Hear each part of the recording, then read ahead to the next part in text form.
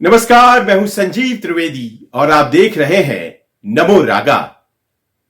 यह अक्सर कहा जाता है कि कांग्रेस के बुरे दिन हैं, लेकिन इन बुरे दिनों में भी अगर कोई पार्टी हमेशा उसके साथ बनी रही है तो उसका नाम है राष्ट्रीय जनता दल। लालू प्रसाद यादव के नेतृत्व वाली राष्ट्रीय जनता दल ने कांग्रेस में अपना विश्वास कभी नहीं खोया और हमेशा बिहार में अमूमन पिछले 2-3 दशकों में वो साथी रहे। हालांकि 2009 का एक ऐसा मौका आया था जब दुराव आया था, लेकिन उसके बाद लगातार हर मंच से राहुल गांधी और सोनिया गांधी को लालू प्रसाद यादव डिफेंड करते नजर आए। और आज की तारीख में भी जब इंडिया गठबंधन का फॉर्मेशन हुआ तो उसमें सबसे ज्यादा जो करीबी कांग्रेस के दिखाई पड़ते थे, उसमें एक तरफ आरजेडी के नेता और दूसरी तरफ डीएमके। अब इस तरह के गठबंधन में, इस तरह की दोस्ती में अचानक से कोई दरार आ जाए तो जाहिर है कि वो खबर का रूप ले लेगी। और ऐसा हो रहा है क्योंकि माना यह जा रहा था कि इंडिया गठबंधन में अगर कुछ राज्य जहां सीटों के बंटवारे में खींचतान तनातनी नहीं होगी तो उसमें पहला नाम तो बिहार का है। लेकिन तनातनी और खींचतान बिहार में ही सबसे ज्यादा हो रही है और इतनी कि वो राष्ट्रीय स्तर पर खबर बनती चली जा रही है। और लालू प्रसाद यादव और राहुल गांधी, सोनिया गांधी मिलकर क्या इसे सॉल्व कर पाएंगे? ऐसे में जबकि 31 मार्च को एक बहुत बड़ी रैली की घोषणा इंडिया गठबंधन के द्वारा की जा रही है, जो कि रामलीला मैदान में होगी और जिसमें बताया जा रहा है कि देश भर के सभी इंडिया गठबंधन वाले नेता मौजूद होंगे। जाहिर है उसके पहले समाधान ढूंढना है। और ऐसे में जबकि लालू परिवार दिल्ली में है, पारिवारिक आयोजन है और उस क्रम में यहां मौजूद है, तो उम्मीद ये की जा रही है कि सब कुछ समाधान हो जाएगा। लेकिन आखिर यह समस्या आई कैसे और समाधान कैसे होगा? बड़ा प्रश्न तो यह है कि समस्या आई कैसे। हुआ यूं है कि लालू जी ने कुछ अखिलेश यादव की स्टाइल में बिहार में टिकटें एक के बाद एक बांटनी शुरू कर दी। उन्होंने तय कर लिया कि कुछ सीटें होंगी जो हम कांग्रेस को देंगे, कुछ सीटें होंगी जो हम वाम दलों को दे देंगे, लेकिन ज्यादातर सीटों पर राष्ट्रीय जनता दल हमेशा से लड़ती आई है, जाहिर है इस बार भी लड़ेगी। और ऐसे में जो सीटें हमारी पक्की सीटें होनी जा रही हैं तो उसमें अपने उम्मीदवारों को पहले से ही पार्टी का सिंबल दे दिया जाए और कहा जाए कि जाइए चुनाव लड़िए, तैयारियां कीजिए। और इसको करने के चक्कर में हुआ यूं है कि उन्होंने कांग्रेस की नाराजगी मोल ले ली है। आप ये जाहिर है पूछेंगे कि आखिरकार कांग्रेस की बिहार में सियासी हैसियत कितनी है कि वो अपनी नाराजगी दिखा सके, और अगर नहीं है, वो लालू यादव पर ही आलंबित है, डिपेंडेंट है, तो फिर उसकी नाराजगी का मतलब क्या है? मतलब है क्योंकि देखिए, अपने बुरे दौर में भी कांग्रेस पार्टी हमेशा 5-6% वोट लेकर के आती है, कुछ ज्यादा ही लेकर के आती है। और आज की तारीख में भी उसके 19 विधायक हैं। और इस बात से साबित होता है कि कांग्रेस को वोट देने वाले अभी भी बिहार में हैं, भले ही उत्तर प्रदेश में उनकी संख्या बहुत नगण्य रह गई है। लिहाजा लालू यादव ये रिस्क नहीं लेना चाहते हैं कि हर सीट पर कांग्रेस अपने उम्मीदवार खड़ी कर दे और इंडिया गठबंधन बिहार की धरती पर ही टूटता नजर आए, जहां से वो निर्माण के स्थिति में पहुंचा था। याद कीजिए 23 जून जब पटना में बैठक हुई थी। बहुत कुछ बदल गया है। नीतीश कुमार जा चुके हैं, प्रफुल्ल पटेल जा चुके हैं, बहुत कुछ बदल गया है। लेकिन क्या इस बदलाव के लिए इंडिया गठबंधन तैयार है? और जवाब ना में है। अब आ जाइए उन समस्याओं की तरफ जिसने इस तनाव को जन्म दिया है। एक बड़ी ही सीधी समस्या है और वो ये है कि कुछ सीटें हैं जो कांग्रेस को लगता था कि उसके खाते में आती हैं और उस पर लालू यादव ने अपने उम्मीदवार घोषित कर दिए, आरजेडी के उम्मीदवार घोषित कर दिए। ये आग की तरह ये बात सुलगने लगी, सतह पर तब तक नहीं आई जब तक पूर्णिया कांड ना हो गया। दरअसल पप्पू यादव जो कि पूर्णिया के बड़े नेता हैं, बाहुबली छवि से उभरते हुए आज की तारीख में एक समाज सेवी नेता, एक मजबूत नेता के रूप में उन्होंने अपने आप को गढ़ा है। राष्ट्रीय जनता दल से राजनीति की शुरुआत करते हुए यहां तक जब वो पहुंचे हैं, तो आज की स्थिति में जब 20 मार्च को उन्होंने अपना जो उनकी पार्टी थी, जाप पार्टी, जनाधिकार पार्टी, उसका कांग्रेस में विलय किया, तो लोग ये मानने लगे कि लालू यादव कांग्रेस इंडिया गठबंधन जो पहले पप्पू यादव को अपने करीब लाने से थोड़ा घबराते थे उनकी छवि को लेकर के, कहीं ना कहीं उस छवि को बदलने में पप्पू यादव निश्चित ही सफल हुए। लिहाजा आज कांग्रेस पार्टी में उनका विलय हो गया।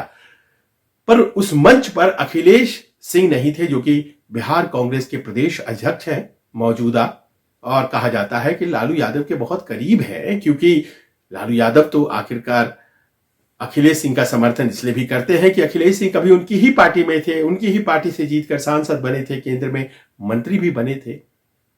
लिहाजा कहीं ना कहीं पप्पू यादव के पार्टी के विलय से कांग्रेस में आरजेडी को बहुत खुशी नहीं हुई, ये बड़ा स्पष्ट था। और वो तब और भी ज्यादा मुखर हो गया जब बीमा भारती, जो कि पूर्णिया यानी कि पप्पू यादव जहां से हैं, वहां की रुपौली सीट से 5 बार के विधायक, मौजूदा विधायक को आरजेडी ने शामिल कराया, और उन्होंने शामिल होने के तुरंत बाद इस बात का ऐलान भी किया कि वो पूर्णिया से उम्मीदवार है। प्रकारांतर से अपने शब्दों में उन्होंने कहा, हालांकि औपचारिक रूप से अभी तक उन्होंने भी नहीं कहा, लेकिन यह स्पष्ट हो गया कि एक सिटिंग विधायक को अगर आरजेडी जेडीयू से अपनी तरफ ला रही है, जाहिर है कि वो इसीलिए ताकि उन्हें सीट दी जा सके। उन्हें यह वादा किया गया कि वो पूर्णिया से चुनाव लड़ेंगी। अब देखिए कैसी स्थिति विकट आ गई। एक तरफ पप्पू यादव जो कि तैयार थे चुनाव लड़ने के लिए, अपनी पार्टी का उन्होंने विलय किया, पूर्णिया में काफी दिनों से काम कर रहे थे, और 24 घंटे पहले ये आरजेडी ने निर्णय ले लिया, और उस पर तुरंत ही कुछ मिनटों के बाद ही पप्पू यादव का वो ट्वीट आ गया, दुनिया छोड़ दूंगा, पूर्णिया नहीं छोड़ूंगा। और ऐसे में बात जो सुलग रही थी वो धधक के आग में परिवर्तित हो गई। सुलग इसीलिए मैं कहूंगा क्योंकि देखिए, बेगूसराय की सीट जहां से कन्हैया कुमार ने चुनाव लड़ा था पिछली दफा, और उन्होंने गिरिराज सिंह को टक्कर दी थी, लेकिन जाहिर है कि आरजेडी के उम्मीदवार भी खड़े थे, और ऐसे में आरजेडी जिसने मुस्लिम उम्मीदवार दिया था, उन्होंने बहुत जबरदस्त तरीके से अपना कैंपेन किया, और कहा यही जाता है कि गैर भाजपा मत जो विभाजित हुए, उसका परिणाम था कि गिरिराज सिंह की बहुत अच्छी जीत वहां से हुई। बेगूसराय में इस बार कन्हैया कुमार लड़े, ये चाहती थी कांग्रेस, और ऐसे में जबकि अब वो कांग्रेस के सदस्य हैं, वो वाम दलों में नहीं है, सीपीआई में नहीं है, जहां वो छात्र जीवन में थे, तो जाहिर है कि उम्मीद ये की जा रही थी कि इस बार बेगूसराय की सीट छोड़ेगी राष्ट्रीय जनता दल, और वो कन्हैया कुमार के खाते में जाएगी, जो कि कांग्रेस की टिकट पर वहां से गिरिराज सिंह को टक्कर देंगे। और ऐसे में जबकि आरजेडी का उम्मीदवार नहीं होगा, टक्कर जबरदस्त बनेगी, बनती भी। लेकिन डी राजा साहब, सीपीआई के महासचिव, पटना पहुंचे, लालू जी से मुलाकात हुई, और डी राजा ने अपने उम्मीदवार वहां घोषित कर दिए। सीपीआई का एक उम्मीदवार वहां घोषित हो गया। आप जानते हैं, वाम राजनीति का एक गढ़ माना जाता था बेगूसराय को, पूर्व का लेनिनग्राद कहा जाता था, और ऐसे में वहां वाम दलों का भी सपोर्ट बेस है। लेकिन कन्हैया कुमार को वो सपोर्ट मिलता, वो पूर्व छात्र नेता है, और वाम दलों में उनकी अभी भी अच्छी पैठ है। तो क्या सचमुच कन्हैया कुमार को लड़ने नहीं देना चाहती थी आरजेडी, और इसीलिए सीपीआई को वो सीट दे दी गई? ये प्रश्न आया और बहुत ज्यादा चर्चा में आ गई ये बात। और उसके तुरंत बाद घटना घटी ये कि कुशवाहा समाज के एक व्यक्ति को राष्ट्रीय जनता दल की तरफ से औरंगाबाद का सिंबल दे दिया गया। ये वही औरंगाबाद है जहां इस वक्त भारतीय जनता पार्टी एमपी उनके हैं सुशील सिंह, और वहां से निखिल बाबू जो कि पूर्व में दिल्ली पुलिस कमिश्नर रह चुके हैं, आईपीएस ऑफिसर, वो सांसद रहे हैं। उनकी पत्नी श्यामा सिंह सांसद रही हैं, उनके पिता कई वर्षों तक सांसद रहे हैं, और ये माना जा रहा था कि निखिल कुमार वहां से चुनाव लड़ेंगे।